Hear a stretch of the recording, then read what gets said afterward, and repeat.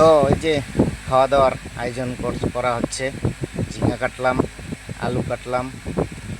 তো বন্ধু সবার দেখতে পারবেন আমাদের ড্রাইভারের জিন্দিগি খাওয়া দাওয়া করার কীরকম।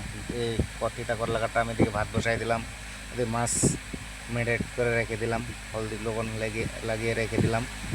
তারপরে এদিকে দেখা যাক কতটুকু আমরা খাওয়া দাওয়া বানানোর পরে খাওয়া দাওয়া চালু করব।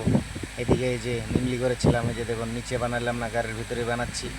কাদা ছিল নিচে, বৃষ্টি হয়েছিল তো কাদা আছে। তারপরে ওই যে ওখানে আমরা গাড়িগুলো দাঁড়ায় আছে, মাছ নিয়ে আসছে মাছের গাড়িগুলা। তো নিমলি করে দাঁড়ায় থেকে কী করবো, রবিবারের দিন ছিল, বৈশা বৈশা খাওয়া দাওয়া বানাচ্ছি। আর সোমবারে লোটবে এই ঝিঙা টিঙা সব কাইটা রেডি করলাম। তারপরে এদিকে ভাতটা বসানো হয়েছিল, ভাতটা হয়ে গেলে তারপরে মাছটা ফ্রাই করব। মাছ ফ্রাই করার পরে ঝিঙা দিয়ে তিতা করলাটা ভাজি করব। তারপরে সবজিটা বানাবো, বানিয়ে তারপরে দেখা যাক খাওয়া দাওয়া চালু করে দেবো।